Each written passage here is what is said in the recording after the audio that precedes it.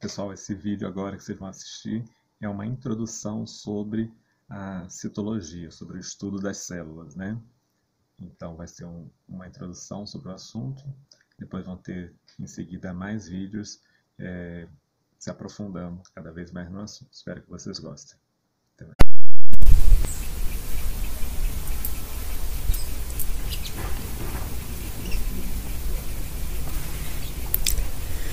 Então vamos lá, pessoal.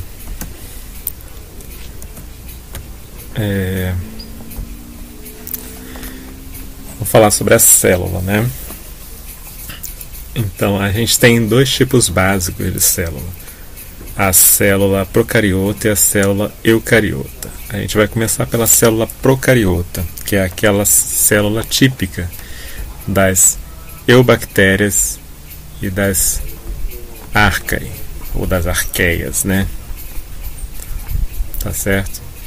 Então, as bactérias e as arqueias são organismos sempre unicelulares e sempre procariotos, ok? Certo? Sempre unicelulares e sempre procariotos. E as células procariotas, ela tem essa estrutura aqui. Elas não têm núcleo, são células sem núcleo e sem organelas internas, sem organelas membranosas, sem estruturas internas envoltas por membrana, tá? O que elas vão possuir? Uma membrana celular, que está aqui, ó, é a membrana plasmática, tá? Está representada aqui por essa linhazinha vermelha. Elas vão ter um DNA circular, tá? Enquanto o DNA de eucariotos ele é linear, do procariotos ele é circular. Isso é bem importante.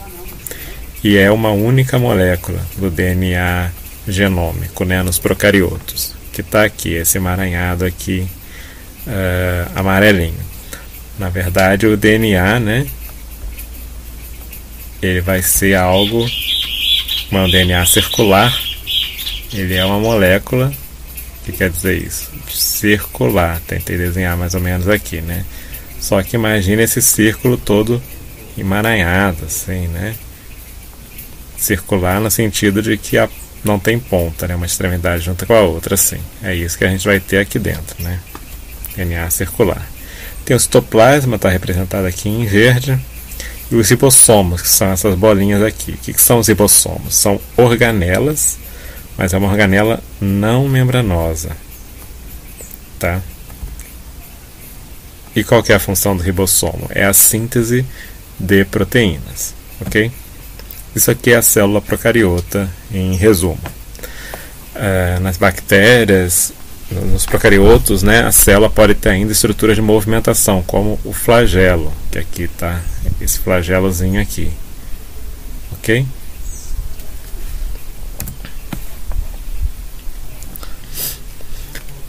A gente está vendo aqui, né, os dois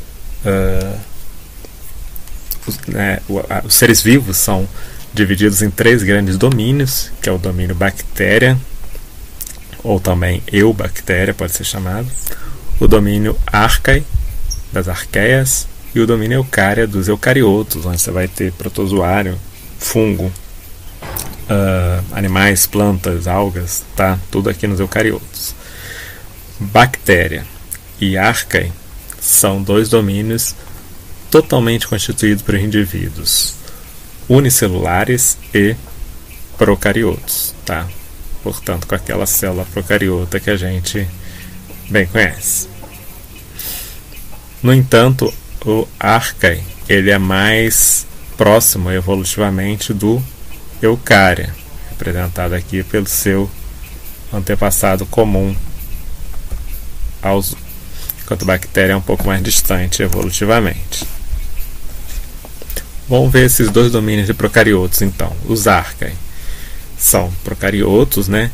Portanto, não possuem núcleo nem organelas membranosas, têm um DNA circular e são unicelulares, características básicas da célula procariota e, portanto, dos organismos procariotos, né? No caso de procarioto, quando a gente fala em célula e em organismo, são sinônimos. Além disso, eles vão ter uma membrana, no caso das arcae, tem uma membrana celular com composição química que é diferente das bactérias, que é o outro domínio de procariotos. Também as arcas, elas não têm parede celular e o mecanismo de replicação do DNA das arcae é semelhante ao dos eucariotos, ok? Opa! As arqueias vão ter uma série de espécies que são adaptadas a ambientes extremos, como alta salinidade ou alta temperatura.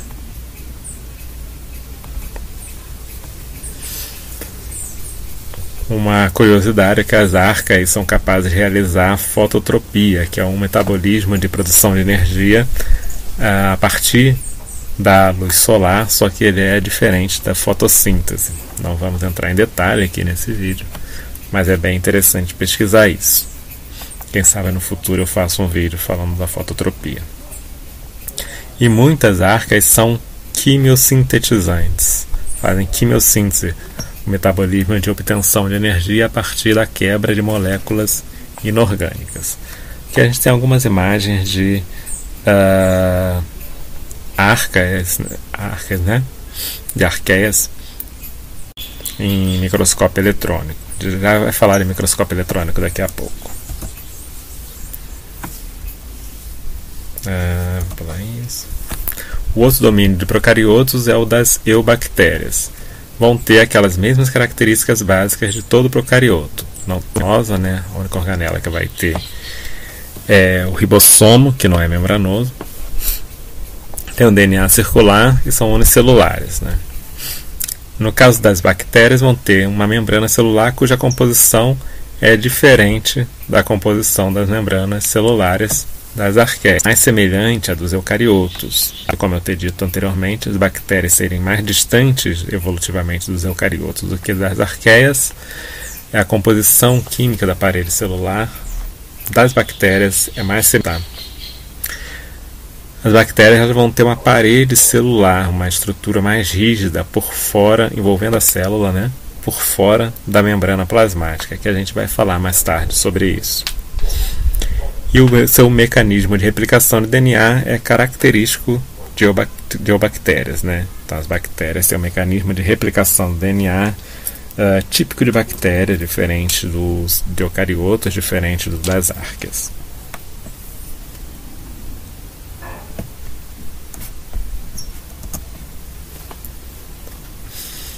Em termos de metabolismo, as eubactérias, a gente vai encontrar bactérias que fazem fermentação, bactérias que fazem fotossíntese ou bactérias que fazem respiração anaeróbica, um metabolismo específico aqui, né? Tá certo? A gente não vai entrar em detalhes agora sobre nenhum desses metabolismos. Eu vou depois colocar um vídeo sobre metabolismos celulares, né, que vai aprofundar isso aqui. O outro tipo de célula, né, que não é procariota, é a célula eucariota, tá? A célula eucariota vai ser típico do domínio eucária, ou seja, dos organismos eucariotos. Uma das principais características da célula eucariota vai ser a presença do núcleo, tá? E também de organelas, internas delimitadas por membranas. Aqui a gente tem duas imagenzinhas esquemáticas, né? Não é uma imagem real, de células eucariotas, de uma célula vegetal e aqui de uma célula animal. Aqui está representando o núcleo, mas o núcleo laranja dentro. E é dentro do núcleo que vai ficar o material genético da célula eucariota, né? Aqui, certo? E tem essas outras estruturas, várias jogadas aqui dentro da célula, que são organelas membranosas. Então, na célula eucariota, além de ter também o ribossomo, que seria uma organela não membranosa, a gente tem as organelas membranosas dentro do citoplasma, né? Além do núcleo, ok? Então, características da célula eucariota. Elas vão ter um DNA linear, em vez de circular, como nos procariotos, né? E ao invés de ter só uma molécula, pode ter mais de uma molécula de DNA, ou seja, pode ter mais de um cromossomo dentro do seu núcleo. O número de cromossomos presente no núcleo de uma célula eucariota é característico de cada espécie.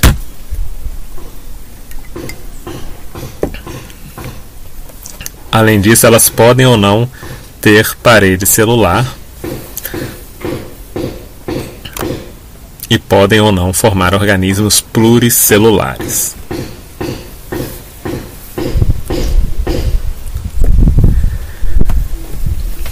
Tá, no caso da célula vegetal, por exemplo, ela tem parede celular formada de celulose. No caso da célula animal, elas não têm parede celular, ok? Tudo as células, né? Vamos dar aqui uma perspectiva histórica.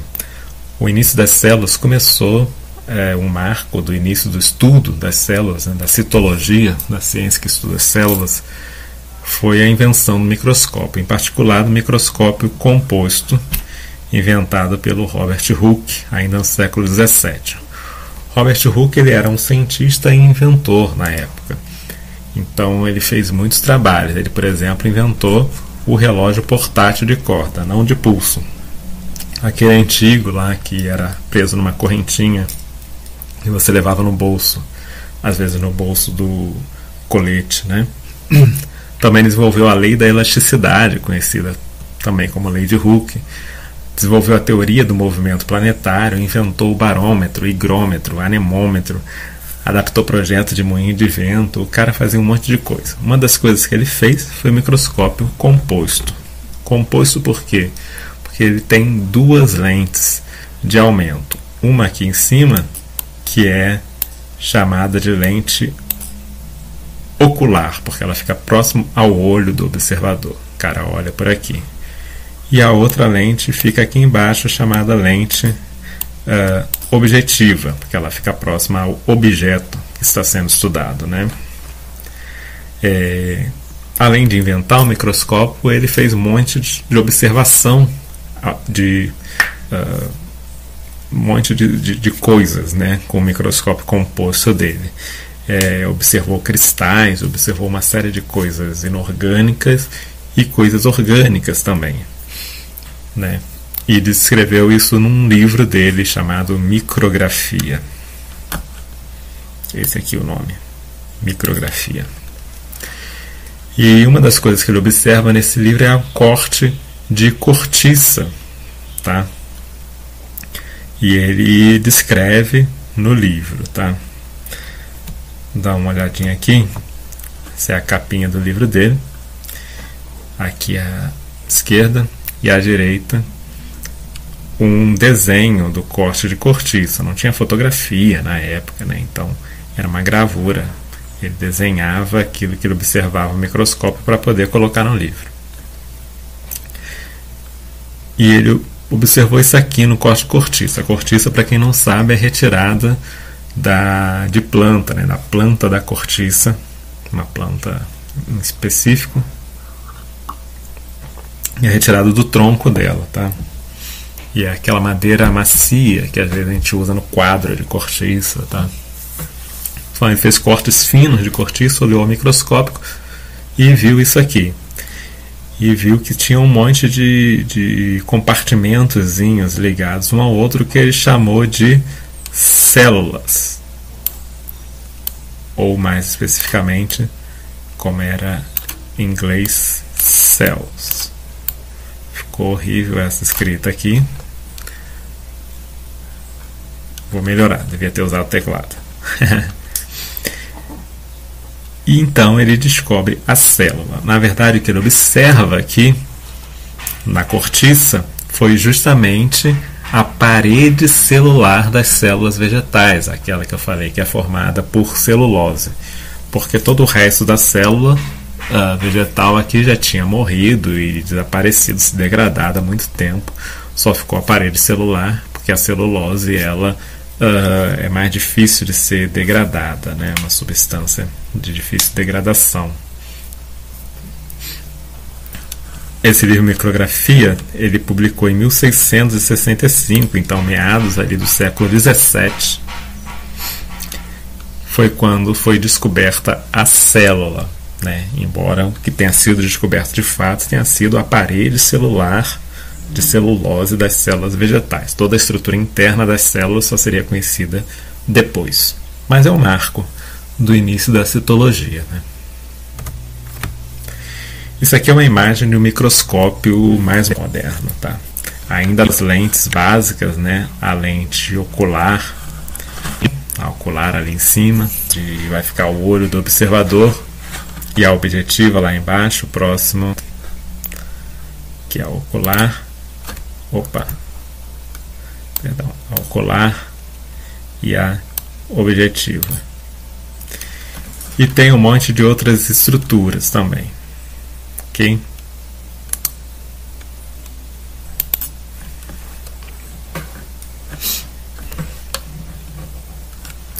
A gente não vai entrar em detalhes, mas está aqui nessa imagem para quem quiser dar um pause e ler o que faz cada parte aí do microscópio. A gente tem um microscópio estereoscópico. Vamos ver a diferençazinha? Esse aqui é para observar aqui numa lâmina de vidro, uma lâmina de microscopia, tá? Um objeto bem fino. Então você tem que fazer um corte bem fino do material biológico. Tem toda uma técnica para fazer isso. Para colocar aqui e observar. A luz sai daqui de baixo, atravessa o material, entra na lente objetiva aqui. Tem uma série de espelhos aqui dentro que vão jogar para a lente ocular, para você observar. O microscópio estereoscópico já é diferente. Você não observa corte de nada, você observa o material inteiro. Então, para você ver coisas espessas, sem fazer corte, né? Isso aqui, por exemplo, é a imagem de um girino observado ao microscópio estereoscópico. Tá? E um terceiro tipo de microscópio, muito mais caro, muito mais avançado, é o microscópio eletrônico, que aí só foi inventado no século XX. Tá? Ele não trabalha com luz visível, ele vai trabalhar com feixes de elétrons que atravessam o material, cortes finos do material, ou são usados para observar também coisas tridimensionais. Então aqui em cima a gente tem um corte do material, né, de uma célula observada no microscópio eletrônico. Dá para ver o núcleo, dá para ver algumas organelas internas em maiores detalhes, né? Essa técnica é chamada microscopia eletrônica de varredura. Aliás, perdão, me perdoem, é a microscopia eletrônica de transmissão, em que o feixe de elétron atravessa um corte do material, né? Essa aqui de baixo, sim, é a microscopia eletrônica de varredura, que é usada para ver objetos tridimensionais, né? Enfim, estruturas tridimensionais biológicas, né? É um microscópio muito caro, você só vai encontrar em grandes institutos de pesquisa, né? Mas em relação ao microscópio óptico ou estereoscópico, ele tem a vantagem de ter uma ampliação muito maior, ele consegue aumentar muito mais a imagem, e ainda assim conseguindo uma grande definição. Essas imagens aqui são imagens lindíssimas, olha, de tripomastigotas, né, do Trypanosoma cruzi saindo de uma célula infectada aqui, nascendo, digamos assim, né. Uma imagem tridimensional muito bonita, né. É sempre em preto e branco as imagens do microscópio eletrônico. Quando a gente vê por aí ela colorida, a cor foi adicionada depois ali no Photoshop. E aqui, ó, uma imagem de um trombo de miocárdio, quer dizer, um entupimento de uma artéria, né, do coração, que provoca infarto, né. Então está todo entupido aqui. Aqui tem uma célula essa mais arredondada, né, uma célula de hemácia, uma célula do sangue ali que ficou impossibilitada de passar por esse entupimento, né. Então, imagens maravilhosas. E é o microscópio eletrônico, então, que nos permite estudar as estruturas internas das células e partículas muito pequenas também, como vírus, por exemplo. é usado, isso eu estou falando na biologia, né? O microscópio eletrônico pode ser usado em outras áreas, aí na física, na química, né? Mas a gente vai falar aqui só da biologia. Com esses estudos de microscopia, os estudos da célula, ao longo do tempo foi se desenvolvendo o que a gente chama de teoria celular. Tá? Muito dela já estava pronta no século XIX, alguma coisa foi adicionada depois. Trabalho conjunto de muitos pesquisadores. Tá? E o que diz a teoria celular? Primeiro, que a célula é a unidade fundamental de todo organismo vivo. Ou seja, no segundo ponto fica mais claro. Todos os organismos são constituídos de uma ou mais células. Né? Organismos procariotos a gente já viu, eles são unicelulares. Os eucariotos, tem muitos unicelulares também, mas tem muitos pluricelulares, ou seja, mais de uma célula. Mas todos têm pelo menos uma célula, certo? Além de ser constituídos por uma ou mais células, todos os organismos são constituídos também pelos produtos de suas estruturas, ou seja, pelos produtos das estruturas celulares, aquilo que as células produzem. Se a gente pensar no nosso corpo, a gente tem muita célula compondo ele, mas tem também coisas que a gente considera parte do nosso corpo que não são células, como as unhas, o cabelo, por exemplo, né? Barba, eu tenho barba aqui, considero parte do meu corpo. Nada disso é célula, mas são estruturas, produtos, né, constituídos pelas células, né? São as células que vão secretar as proteínas que vão formar as unhas, que vão formar os cabelos. Então, o corpo de todo organismo é constituído por uma ou mais células e pelos produtos de suas estruturas. Essa contribuição para a teoria celular foi desses dois pesquisadores, né? Matthias Schleiden, eu não sei se é assim que pronuncia, e Theodor Schwann. Tá? Continuando na teoria celular, diz ainda que toda célula surge de outra pré-existente por divisão, ou seja, não existe geração espontânea, nada disso. Todas as células possuem a mesma composição química básica, têm as mesmas macromoléculas básicas, né? Carboidratos, lipídios, proteínas e ácidos nucleicos, né? DNA ou RNA. O funcionamento de um organismo multicelular depende do funcionamento conjunto de células independentes. Isso é muito evidente quando a gente pensa no nosso corpo, né? Não basta só as células do cérebro funcionar, se a do coração não funcionar, a gente morre. Então tem que ser o funcionamento conjunto das células que formam esse organismo. O metabolismo energético, aquele que gera energia para o organismo, ele ocorre no interior das células. E, finalmente, a informação hereditária está contida no DNA, o qual é passado de uma célula para suas células filhas. Então, isso aqui é a base da teoria celular, tá certo? Daí a gente vê a importância do estudo da célula. Ela é a unidade fundamental do ser vivo, né? Sem célula não existe vida. Basicamente é isso que está dito aqui. Embora a gente tenha algumas advergências quando a gente vai falar de vírus, por exemplo, que não tem célula e por isso são considerados como não sendo seres vivos por muitos pesquisadores, mas tem alguns que argumentam que não, pode ser aberta uma exceção. Mas, via de regra, todos os ser vivos são constituídos por uma ou mais células. Para começar nosso estudo de célula, assim, de todas as suas partes, a gente vai começar falando dos envoltórios celulares, que existe tanto em célula procariota quanto eucariota, ok? Bom, espero que vocês tenham gostado. E nos próximos vídeos a gente vai ver questões mais aprofundadas sobre as células, tá certo? Principalmente sobre as células eucariotas. Deem uma olhada nos outros vídeos.